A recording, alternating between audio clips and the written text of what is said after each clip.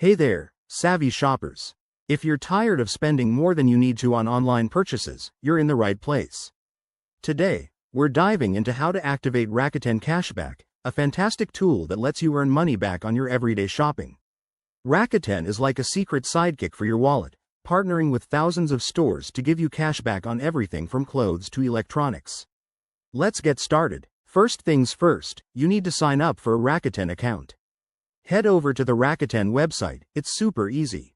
Just click on the Sign Up button, enter your email, create a password, and fill in a few basic details. Don't worry, it's free and only takes a minute. Once you're signed in, verify your email to unlock all the features. Next, to make things even smoother, download the Rakuten browser extension. This little gem works with Chrome, Firefox, or Safari. Go to the extension store for your browser, search for Rakuten, and add it. Now, whenever you shop online, the extension will pop up and show you available cashback offers. It's like having a personal shopping assistant. After that, link your credit or debit card to your Rakuten account. This step ensures your purchases are tracked automatically. Just go to your account settings, add your card details, and you're good to go. Remember, Rakuten is secure, so your info is safe. One quick tip.